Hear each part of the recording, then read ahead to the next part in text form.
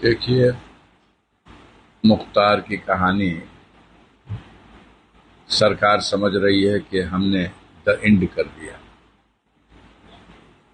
लेकिन ये तो सही है कि मुख्तार इस दुनिया में अब नहीं रहे। लेकिन जितने फूहर ढंग से सरकार के संरक्षण में उनके चहेते अधिकारियों ने दुर्दांत अपराधियों को बचाने के लिए मुख्तार अंसारी की हत्या करने की साजिश को अंजाम दिया है, जेल में जबकि वो न्यायिक अभिरक्षा में होते हुए सरकार की ही कस्टडी में है, तो जो राजधर्म है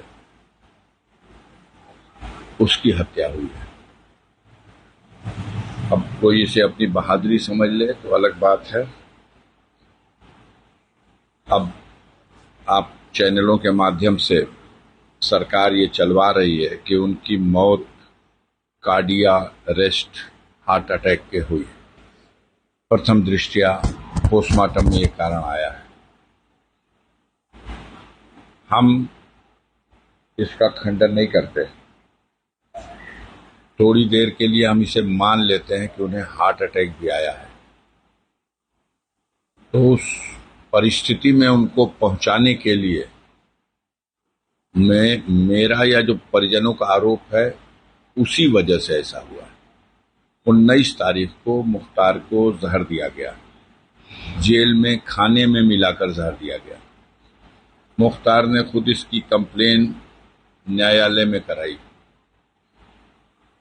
उनके वकील ने हमें भी बताया। हमने खुद जेल सुपरिटेंडेंट से टेलीफोन से बात की और उसने बताया कि हाँ, तबीयत खराब है। हम लोग डॉक्टर भी दो डॉक्टरों का पैनल बाहर से भी मंगाया है और जेल का डॉक्टर, ये 3 डॉक्टर उनका इलाज कर रहे हैं। हमारी ये वार्ता 20 तारीख को हुई है और उन्होंने कहा कि वो ठीक हो जाएंगे। हमने उनसे अपनी बातचीत में ये कहा है कि उनको जहर दिया गया है और इससे पहले भी उनके बैरिक का खाना चेक करने वाले जेल के कर्मचारी बंदी रक्षक को भी इस जहर का असर हो गया था। जेल में डिप्टी जेलर जो उनकी जेल का बैरिक का इंचार्ज है, उसने भी एक दिन खाना चेक किया और उस जहरीले खाने को खा करके वो बीमार हो गया था और ये दोनों भी, इनकी जान बची है। हॉस्पिटल में 5 दिन एडमिट रहे हैं तब, और अब की बार ये जहर मुख्तार को भी खिला दिया गया धोखे से, तो इनको एडमिट करा दीजिए। उसने कहा नहीं, ये ठीक हो जाएंगे, हम इलाज करा रहे हैं। उन लोगों को जो आप बता रहे हैं सही बात है, तबीयत उनकी खराब हुई थी, हमने एडमिट कराया था, लेकिन उसमें अलग अलग भिन्न भिन्न रिपोर्ट आई। एक में आया पॉइजन का, लेकिन दूसरे में आया कि गैस थी, तीसरे में कुछ और आया। तो खैर उनकी बात अलग है, इनका हम इलाज करा रहे हैं। ये 20 को जब आप इलाज करा रहे हो, कह रहे हो ठीक हो जाएंगे, 21, 22, 23, 24, 25, 26, 6 दिन के बाद 3 बजे भोर में सुपरिटेंडेंट जेल बांदा ने रेडियोग्राम भेजा है मोहम्मदाबाद थाने पे और वहां से वायरलेस के जरिए मेरे घर आकर के पुलिस के कर्मचारियों ने एक दिया कि ये बांदा से आया है आपके लिए संदेश इस सुपरिटेंडेंट का। उस में लिखा हुआ है कि आपके भाई की हालत चिंताजनक है, हम इसे मेडिकल कॉलेज में एडमिट कर रहे हैं, आप वहां जल्दी से जल्दी पहुंचिए। जब हम वहां पहुंचते हैं 12 बजे दिन में, तो मेरी 12:30 पौने 1 बजे मुलाकात होती है।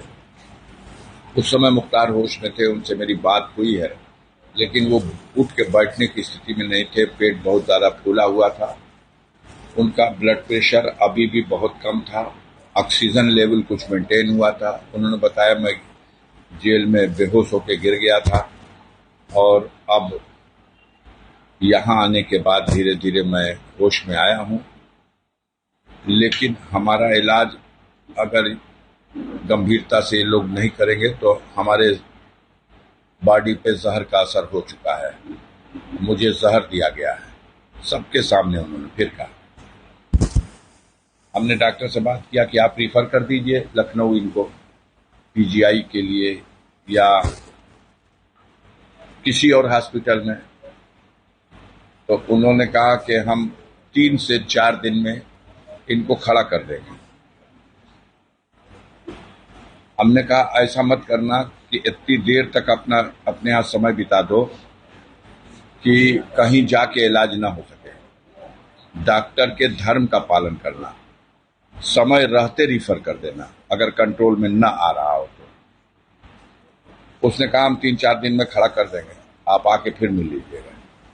और मैं वहां से चला और 2 घंटा हम सफर किए होंगे, इलाहाबाद क्रॉस कर गए, जब तक मुझे वहां वकील ने टेलीफोन किया कि भैया ये फिर मुख्तार भैया को लोग जेल भेज रहे हैं।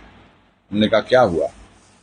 तो सारे डॉक्टरों से लिखवाया गया है, कुछ सादे लिबास में अधिकारी आए हैं और सबसे लिखवा लिया है कि मुख्तार फिट है, मेडिकली फिट है, इन्हें स्वास्थ्य की लाभ की कोई आवश्यकता नहीं है, इनके शरीर में फिलहाल कोई रोग नहीं है, फिट।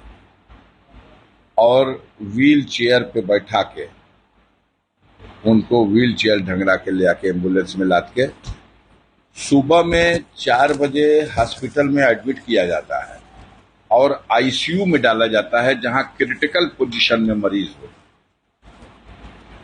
6 घंटा इलाज के बाद